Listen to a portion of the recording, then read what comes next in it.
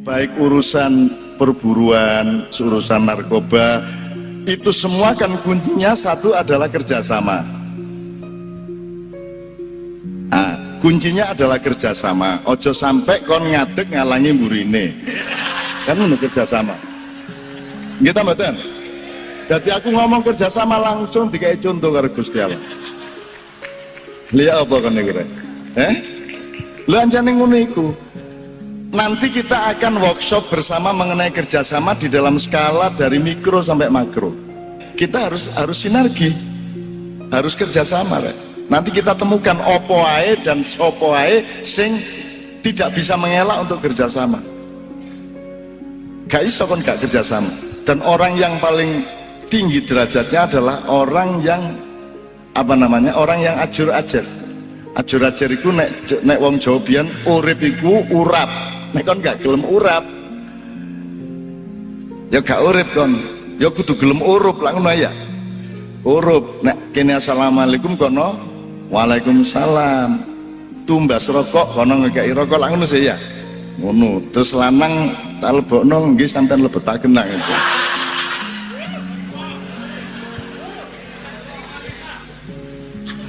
Aku iki gak maksud ngono rek. Maksudku itu duit delen sorokan rek. Oke, bismillah. Sampean masih di perusahaan, di pabrik, di tempat penggawean, di pasar, di jalan nyambut gawe, kita masih di omah, sampean tetep buruh. Betul enggak? Mergo sampean gak melok nggawe, gak melok duwe. Intine ngono. Sampean gak melok nggawe, opo ae gak melok nggawe. Mulane wong Baduy di Banten kono itu begitu mandirinya sehingga mereka tidak makan kecuali padi yang dia tanam sendiri. Mereka tidak tidak njupuk sego dengan piring kecuali dia bikin sendiri piring itu. Dia gak ya pokoknya sing dipangan ku sing ditandur dhewe, sing diliwet dhewe, sing di ngono. Itu saking mandirine. Mandiri dengan sendiri berbeda loh ya. Gak padha loh ya. Nek sendiri itu melanggar hakikat hidup, gak iso kon ijen. Gusti Allah ijen mari ngono gawe kene kok, cek bareng gitu loh. Lah ngono ceritane. Terus meneh-meneh kon iso menyatu lagi sebagai bagian dari Allah. Sekarang pun bagian dari Allah tapi berupa menungso, sehingga menungso lali bahwa dia asal usulnya adalah dari Allah dan akan menuju Allah. Rumusnya innalillahi wa inna ilaihi rajiun. Mau tak dongakno rek, pokoke muga-muga masih mek 10 menit ndek dunya. Ibarat 90 menit dunia akhirat masih mek 10 menit tapi Gusti Allah wis ngekeki berkah nang awakmu, wis dienakno. Yo gak sugih-sugih nemen cuman pas butuh ono ngono ya. Amin ya rabbal alamin. Sing geragas ya nek iso ya sugih, ya nek butuh ono lah ngono. Padahal pilihannya kadang-kadang mek loro rek, kon sugih tapi nek butuh apa-apa gurung karuan ono. Kon gak tapek sugih kon melarat tapi nek butuh mesti ono. Ah milih ndi? Pilihanmu ketiga, ya sugih ya nek butuh ono. Alenggeragasu kanu ikhwanas sayatin kan gitu. Wis saiki tak dongakno, saya tolong ditata duduknya, semua menghadap kepada Allah Subhanahu wa taala, membayangkan kita bermakmum di belakangnya Kanjeng Nabi Muhammad sallallahu alaihi wasallam. Nah, ini semua kita libatkan karena kita harus kerjasama. Nah, saiki kita mulai gini, kalau gitu kita ayo ngerasano bareng-bareng kerjasama. Pak, saya mohon untuk asisten dosen saya Pak Suko Widodo. Saya kan dosen, saya guru besar di Universitas Bang Wetaan. Pak Suko saya mohon untuk maju bersama. Pulang? Oh ke belakang, ya ke toilet. Asik loh di Indonesia ini toilet disebut belakang. Kangel gitu. Ono wong barat rene, where is Suko? Going to back. Nang bukti nyenengno Indonesia iki. Wong wedok kanca wingking, ngono. Padahal di belakang itu baik. Ayo Pak Suko, moga Suko ya.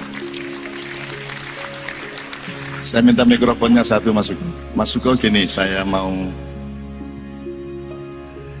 kita mau jadi gini, karena sinau bareng iki gak murui sampean, aku gak nyeramai sampean, aku gak tutur-tutur, aku mek nyirami cek cukul sampean iku cukul ngono ya Rek ya. Cek karena sing apik iku mang kaya wong Badime lho, nek kon mangan sego ya olehmu nandur dhewe, olehmu ngliwet dhewe ngono nek iso. Gak mergo kon ditukokno kan gitu. Nek iso tapi pojok terus meneh mulai meneh kon nandur pari dhewe terus gak mangan-mangan lah ngene tentang bulan lah. Jadi maksud saya itu prinsip kemandirian seperti itu. Nah Pak Suko di wong ini di belakang ini kita berdua sini Ustaz. Ndek Mburi, Ndek Mburi itu berarti yang berkuasa itu di belakang. Angon bebek sing angon Ndek Mburi, bebek ndek nah, tak ngono sih, angon sapi yang ngono masuk kondisi sapi ini kok kon ngetut. Wong wedok yang ngono, wong wedok kanca wingking berarti sing wedhuse ndek. Jadi wedhus-wedhus sekalian, sapi-sapi, bebek-bebek sekalian. Nah ngono ya. Nah saiki masalahnya Pak Bupati karo rakyat iki sing ndek ngarep sing ndi kira? Rakyatnya ndek ngarep. Ayo berdebat minggu ayo. Pak Bupati ndek ngarep ta ndek mburi? Bupati ki lek arek iki lho. Jangan nek salah dicegat di dalan kok karo Satpol PP kan.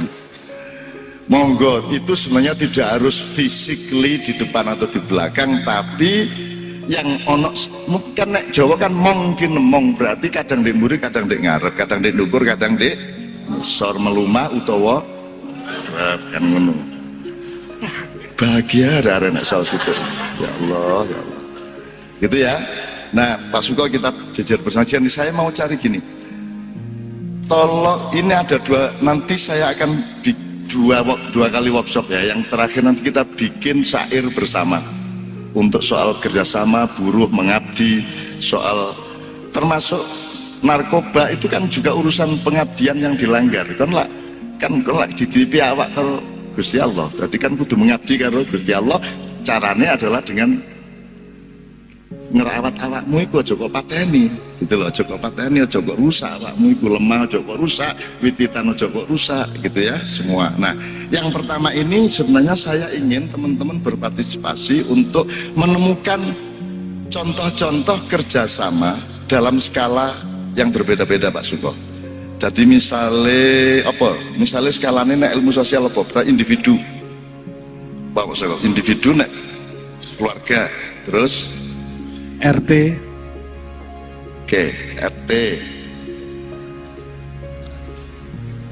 Kalau pakai stratifikasi resmi kan RT, RW, kelurahan, kecamatan. Kalau itu kita sebut sosial aja. Jadi di luar rumah, di atas rumah atau yang lebih besar dari rumah adalah ada rumah tangga sosial.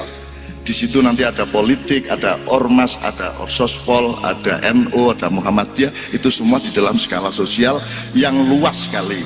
Kemudian pertama individu, terus keluarga, terus sosial. Setelah itu apa?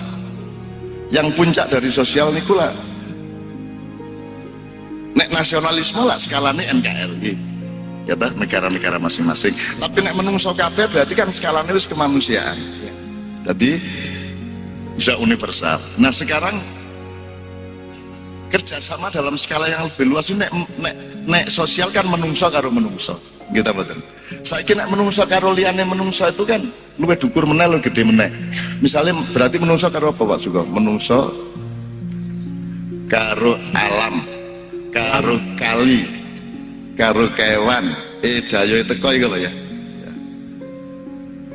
Baru nanti setelah dengan alam baru kerjasama dengan kami universal sungguh alam alamin dengan Allah Subhanahu Wa Taala. Jadi ada individu, keluarga, ya, sosial, kemudian alam dan baru yang level yang jauh lebih tinggi. Ya, dengan Allah. Ya, jadi Allah sama kita juga kerjasama. Ya, ya tak ada. Allah kerjasama. Gusti Allah gawe pari, kon gawe ngolah pari dadi beras, berase kok lipet kan ngono. Ojo Gusti Allah nang hiler. tiga nutu lah ngono. Jadi kan kerjasama Allah dengan kita itu yang tiga. Sekarang kita mulai dari individu. Jadi kan individu kan unsurnya juga sudah ada unsur yang sifatnya fisik, ada fisiknya wis ruwet ya, wis ruwet. Sehingga kon kudu nguyu itu kan hasil kerjasama beberapa organ di dalam tubuh kita kan gitu. Akhirnya kudu nguyu kan itu produk dari kerjasama, betul enggak? Ojo meneh kok belum karo daging karo cairan, belum mutok kerjasama tak? Belum mutok kan iki strukturnya dengkul iki. Kok nek kepengin ngrasakno dengkul iki kok pokak titik cetek rene ngono wis gak iso mlaku kaya Pak Nevi kita ubiyen ndek Mekah. Iki dengkule meng slerene. Jadi Allah tuh sudah menciptakan ide luar biasa. Ya, ono jadi mangkok. Oh, ono mangkok, ono sendi itu antar tulang aja kerjasama kan gitu. Belum lagi nanti aplikasi Pak. Melaku, itu kan harus kerjasama kanan dan kiri. Jadi melaku otang sikil kiwamu karpe dewe, tengenmu karpe dewe jajal melaku. Tangane karpe dewe. Kon yo ngecapi karo mikir itu lah terus mutah biasa ya tegak watuk ya, betul enggak? Semua harus dalam kerjasama. Berarti Pak Suko yang kita tanya sekarang, apa yang tidak bekerja sama? Pertama, ada nggak yang tidak kerjasama dalam tubuhmu, dalam individumu? Apa rek? Jadi dalam tubuhmu ketika melakukan sesuatu, merakan sesuatu, ono sing gak kerjasama gak? Apa? Ati karo pikiran. Gak kerjasama? Gak kerjasama. Bayang nokon duwe nek karep ati. Nek pikiran iki ngitung. Karepmu rabi rolas. Terus kok pikir dapurmu wong gajimu gak jelas ae kok. Situk gorong karuan. Lah ngono pikiranmu ya. Nek atimu rolas, ngono nek atimu. Justru hati sama pikiran itu yang paling kunci, yang paling harus bekerja sama. Jadi pertanyaan kita yang pertama adalah sebutkan satu unsur yang bisa hidup tanpa kerjasama. Apa? Angen-angen Cak. Oke. Anggitmu angen-angen itu ngadeg dewe. Angen-angen itu lah ada yang diangankan, ada asal usulnya, betul enggak? Kerjasama adalah sesuatu terkait dengan sesuatu yang lain. Kon berangan-angan duwe mobil mergo kon tau ndelok mobil ngono. Dia punya angan-angan lapar karena perutnya tidak terisi, tidak makan, khususnya nggak terisi. Tetap ono hubungannya. Angan-angan itu juga produk dari pengolahan semua yang ada di dalam badan kita. Ngelamun barangku ono ta wong ngelamun tanpa bahan. Iku gak ngelamun, iku lah loh iku jenenge. Oh ngelamun iku ana bahane. Jadi pasti dalam Ada objeknya. jadi tidak mungkin ada sesuatu di dalam kehidupan yang tidak bekerja sama. Ini kesimpulan pertama ya. Jadi ojo sampai kon tidak kooperatif di bidang apa saja. Masih ngurusi buruh, ngurusi bojo, pokoknya tetap prinsip pertama adalah kooperatif. Gitu ya. Menurut Cak Suko, ini di individu. Sudah kita temukan soal fisik sampai pikiran, menaati dan seterusnya. Tolong disimulasi sendiri di rumah masing-masing, di dalam proses hidup Anda masing-masing. Mergo waktu nikah sekarang kita tingkatkan yang keluarga. Keluarga. Ada nggak yang tidak bekerja sama dalam keluarga? Di rumah itu ada siapa? Bapak, ada ibu, ada ono ibu, kak ono bapak, ya ono. Tapi komplitnya bapak, ibu, anak, mbah, morotuwo, paklik kumpul dari sak omah sini 19. Omahnya cilik pisan. Selalu ada kerjasama nggak di rumah itu? Pembagian perannya apa? Kalau kerjasama bagi peran. Sing golek duit sapa? Cari sampean. Nah, kadang juga ibu. Terus anak tugasnya apa? Tugasnya anak ngentek nih duit. Pak Bupati niki KTP ini saya mencabut Pak. Dobel arek-arek. Tugasnya adalah melaksanakan pesan dari orang tua biasanya. Jadi dalam rumah tangga Cak Nun pasti juga ada kerjasama sehingga di rumah itu mereka merasa nyaman berada di rumah itu. Ada titik stasioner dan biasanya kerjasama itu ada tradisi-tradisi atau perilaku yang kemudian stabil semacam itu. Pada skala individu tadi pertanyaannya adalah temukan unsur yang tidak bekerja sama. Ternyata nggak ada. Nggak ada. Sekarang untuk skala keluarga pertanyaannya kita tingkatkan. Apa akibatnya kalau ada satu hal atau satu subjek yang tidak kerja sama? Tukaran, bentrok. Situkne ngewangi nyapu, situkne gak gelem ngewangi nyapu, situkne gelem umbah piring, situkne gak gelem. Terus menimbulkan apa rek?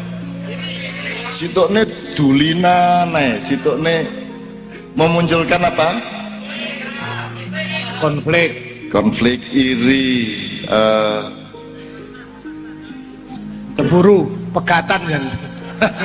Gurung rabi. Oke. Minggat. Itu kan efeknya. Sekarang gini, kita ke waktunya tidak banyak ya, tapi ini simulasi DW ya. Pokoknya ojo sampai gak kerja sama. Saya datang ke sini karena saya bekerja sama. Nah aslinya aku gak ada kewajiban tuh ini. Aku sopo aku sehingga aku kewajiban lah gak. Tapi karena saya menikmati kerjasama sebagai manusia, kerjasama sosial, dan di dalam itu semua dalam kerjasama saya dengan Allah kan gitu. Kalau tidak karena itu saya tidak mau datang ke sini lalapo kan gitu. Oke, sekarang kita masuk ke skala sosial yang lebih luas, tapi langsung dengan pertanyaan supaya kita lebih efisien, lebih akurat. Tolong tunjukkan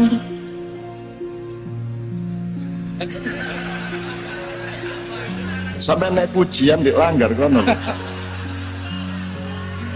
Niku malah ilahi lah sih. Wala aqua.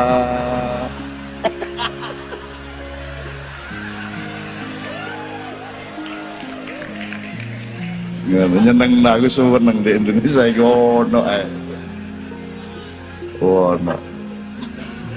Ndane larise ndek neraka ya. Atau tel banyu ya. Pawanase kaya ngono lho waris. Mulane kono aja jar repot-repot. Wis engko masa depanmu iku dodol akuan ndek neraka. Wis sip iku ya, sip iku. Masa depan cerah. Lah waris kan gak perusahaan kan ndek kono ya. Lek grek dhewe kan tapi. Oke, sekarang pertanyaannya untuk skala ketiga sosial. Mari tolong temukan 3 sampai 5 faktor, apakah itu tokoh, manusia, lembaga, institusi, kantor, perusahaan, kementerian, apa saja, ormas, orsospol atau apa saja. Temukan yang selama Anda mengalami beberapa tahun terakhir itu tidak kerjasama,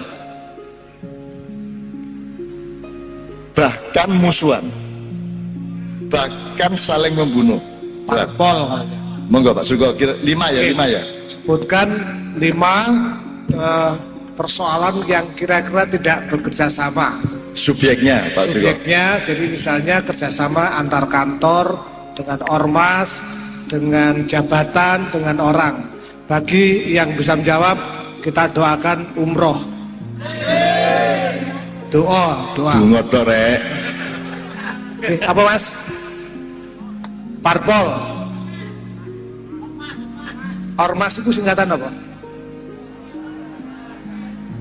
Organisasi masyarakat. Apa deh? DPRD. Apa rek? Rektor. Yang kita cari adalah yang selama ini faktanya Ya, faktanya tidak bekerja sama atau kurang bekerja sama atau bahkan bermusuhan.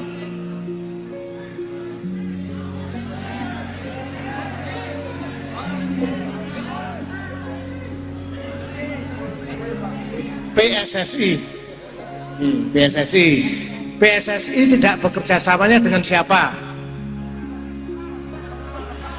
Dengan Menpora. Jadi organisasi sepak bola tidak bekerja sama dengan Menpora. Mereka menunjuk contoh bola. Tidak apa-apa mumpung tidak ada di sini Janun. Ngene, sekarang kan ini misalnya sambel ya. Sambel itu berarti kan ada sinergi antara apa ya, sebutan beberapa. Kok coba pete arek iki berarti bendino nyambel arek iki apa emang? Lombok, tomat, terasi, Terus. bawang, Bawang, iya, buya. gula, Terus liane di luar bahannya. Cowek, ulet-ulet. baju, kamu usah baju, meh. Aku takon. Ini pertanyaan dan kewaspadaan saja. Oleh tagak berambangi diganti kemiri. Sakit, Ya saged. Oke. Berambangi diganti kerikil. boten. Lomboke diganti dirijimu. Boten. Gak ya? Kula. Ngerti maksudnya? Lombok itu sambel itu syaratnya lomboke temenan kudu lombok. Berambangi kudu temenan berambang. Jadi harus punya ukuran. Berambang iku ya apa, sing ya apa, lombok iku sing endi, sing ya apa kudu duwe ukuran. Demikian juga kabinet, demikian juga perusahaan, demikian juga kementerian, demikian juga negara. Nggih ta mboten? Mulane kon milih bupati, milih presiden, milih gubernur janjane padha karo nyambel. Kon kudu nemokno lombok sing ancene pedes temenan. Engko nek kliru gak mek mules. Iya nek campur iku karo kringete mbok iku tes ngulek karo netes ngono enak tambane iku. Jadi kalau ada pejabat yang tidak tepat di posisinya itu ibarat sambel yang lomboknya bukan lombok, yang lomboknya plastik misalnya gitu ya. Ngono ya. Iya nek plastik, lah nek tletong ci ado iku. Lapa ado nang kandang tletong. Mbok wis putitan taekmu dhewe iku ae. Coba didik. Oke, Kasuga. Jadi menurut Anda kita cari. Jadi kalau kita bernegara berarti harus kerjasama. Pemerintah sendiri dalam diri pemerintah harus kerjasama, betul enggak? Pemerintah dengan rakyat harus kerjasama. Bupati dengan seluruh rakyat kabupaten harus kerjasama. Parpol dengan votersnya, dengan konstituennya harus kerjasama, betul enggak? Perusahaan, wong nek dagang, wong sing nandur karo wong sing gawe tanduranku terus digawe apa hasil tandurane? Ya misalnya nandur lombok terus ono wong tuku lombok dadi sambel. Berarti sing kedua iki sing gawe. Bahasa Arabe nek sing pertama iku ziroah, sing kedua sinaah. Mari ngono sambele didele warung didol yang nomor 2 jenenge tijaroh. Jadi ziroah, sinaah, tijaroh. Pemerintah itu seharusnya mengatur ketiga-tiganya menjadi satu sinergi. Ojo sampai uang sing nandur dihapusi karo uang sing gawe. Betul nggak? Kene nandur setengah mati kulake murah mari ngono digawe apa-apa to warangi koyo ngono. Dadi kene iki dihapusi. Jadi jangan, pemerintah harus mengatur ketiganya ini. Yang petani atau nelayan atau yang menanam dengan yang memproduksi atau yang menteknologikan dengan yang memasarkan itu harus dari satu sinergi. Ini yang membuat selama ini Indonesia tidak beres-beres karena di antara tiga yang seharusnya kerjasama itu tidak ada penjaganya. Kudune pemerintah yang kudu mensinergikan di antara mereka.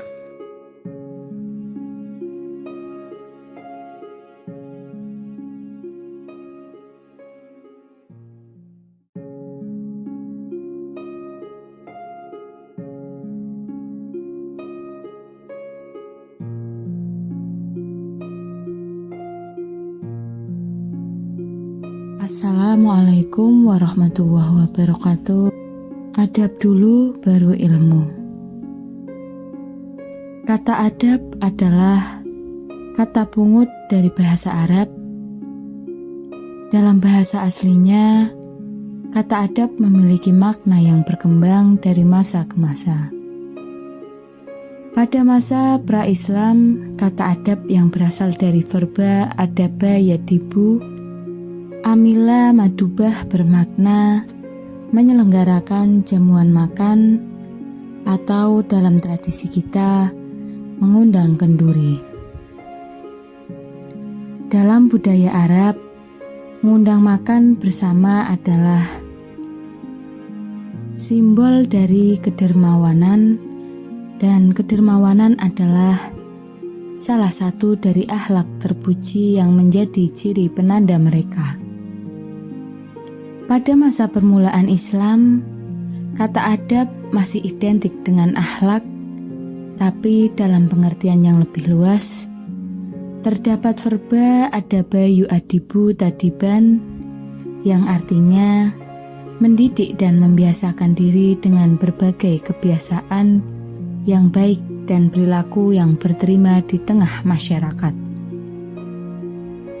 Pada masa Bani Umayyah, diperluas maknanya menjadi pendidikan, ta'dib wa tahzib, dan pengajaran tazkif.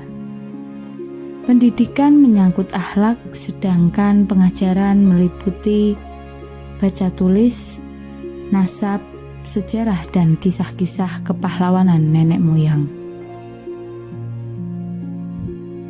Pada masa Bani Abbas, seiring dengan perkembangan ilmu pengetahuan, makna adab juga mengalami perluasan yang signifikan. Muncul istilah adab an-nafs yang mencakup pendidikan akhlak dan pendidikan rasa keindahan atau seni. Dan adab ad-dars yang meliputi pengajaran segala macam ilmu pengetahuan. Dalam perkembangannya, ilmu pengetahuan yang masuk dalam lingkup adab terbatas pada ilmu-ilmu kebabasan atau saraf dan nahwu, dan ilmu-ilmu kesastraan atau balaghah, nas, dan syir. Memasuki masa baru, pengertian adab mengerucut pada dua makna, yaitu akhlak atau etika dan sastra. Adab juga biasa disebut juga dengan unggah-ungguh dalam ilmu bahasa Jawa merupakan kata dwilingga salin suara dari kata tembung ungguh yang diulang dua kali. Arti kata ungguh adalah bagaimana bersikap terhadap orang lain yang kita ajak berinteraksi, yang didasarkan pada strata atau tingkatan atau kasta atau levelnya. Unggah-ungguh bisa juga berarti semantik. Unggah dalam bahasa Indonesia adalah naik, bermakna menaikkan derajat seseorang yang diajak berinteraksi sesuai dengan status sosial martabatnya. Ungguh asal kata lungguh dalam bahasa Indonesia yaitu duduk, berarti mendudukkan atau menempatkan diri kita dan orang lain yang diajak berinteraksi sesuai porsi, derajat, dan martabatnya. Jadi unggah-ungguh adalah menghargai atau mendudukkan orang lain sesuai dengan lungguhe atau kedudukannya. Dan siapa yang seharusnya diunggahke atau dinaikkan? Hal itu untuk menjaga orang yang kita ajak berinteraksi agar juga kembali ikut mengunggah atau menaikkan dan melungguhke atau menempatkan diri kita. Unggah-ungguh secara luas adalah sistem yang digunakan dalam kita berinteraksi berupa bahasa dan tingkah laku sesuai dengan aturan adat Jawa yang telah menjadi filosofi orang Timur. Unggah-ungguh tidak hanya sebatas cara berbahasa, tetapi juga tingkah laku, aktivitas, pola tindak sehari-hari.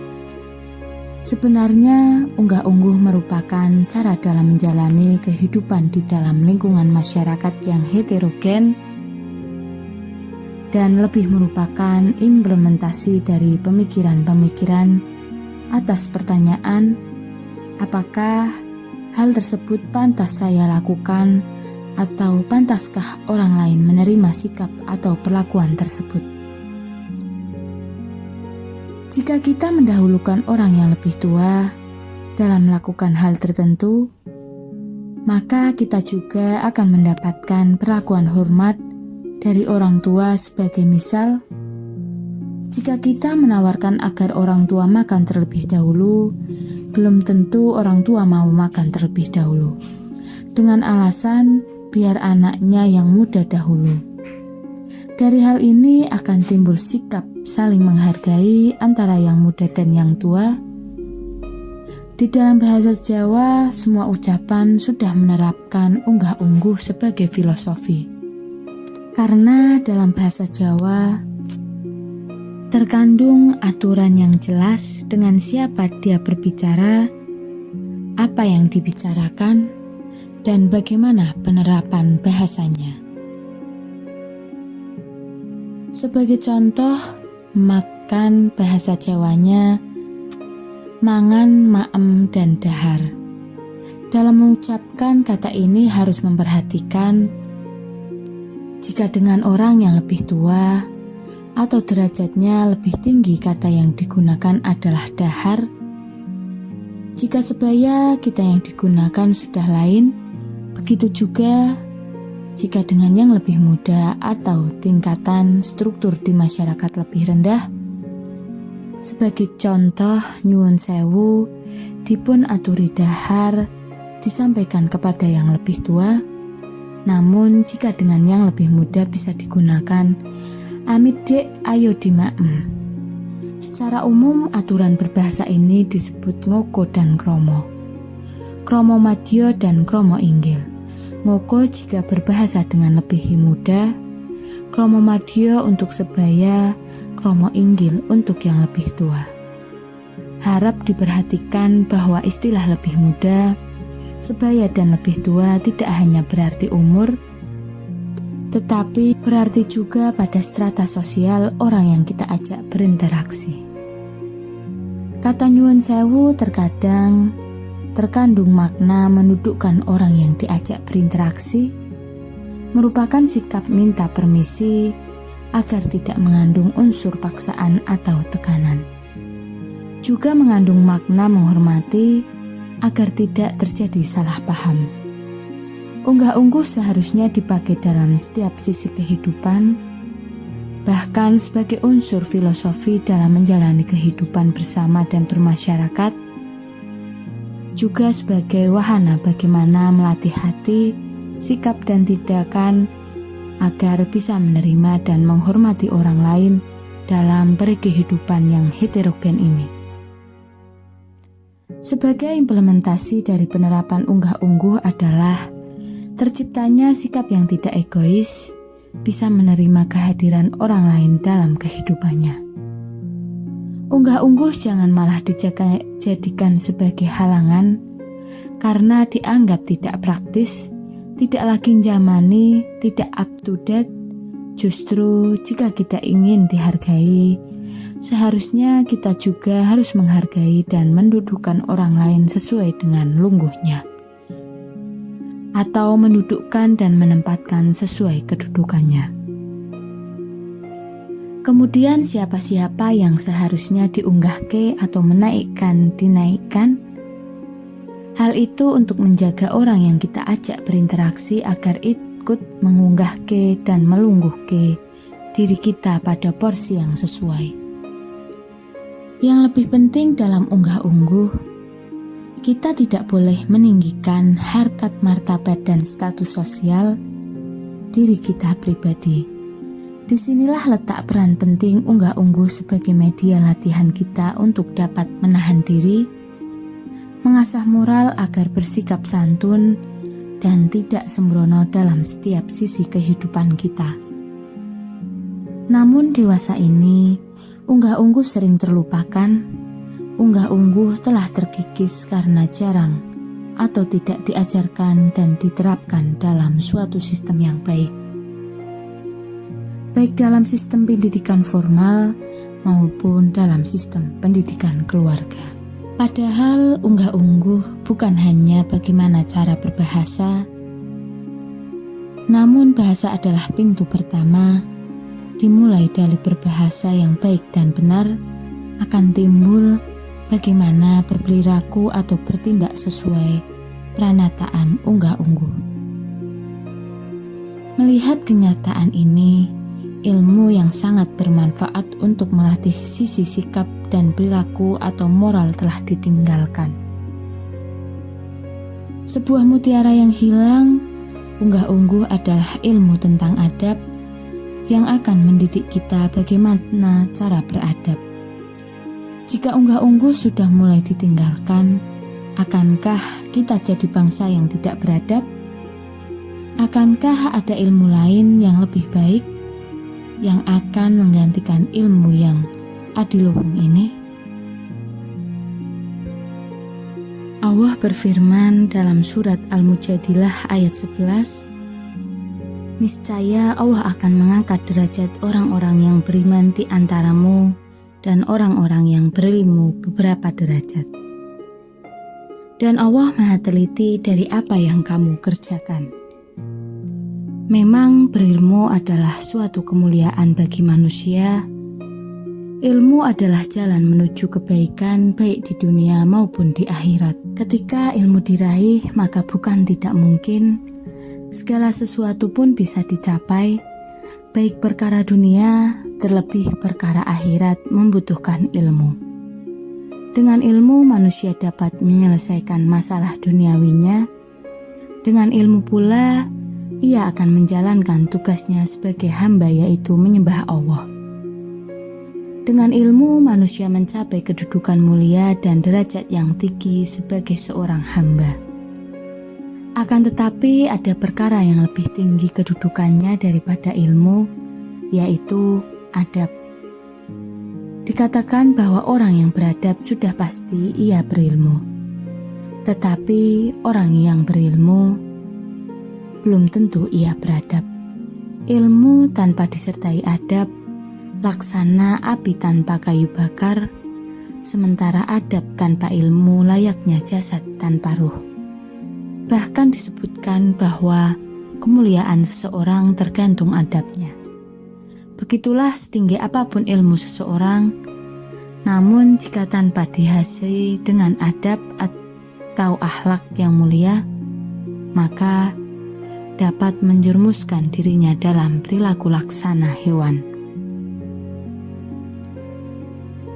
Sebagaimana Yusuf bin Al-Husain berkata, dengan mempelajari adab, maka engkau jadi mudah memahami ilmu.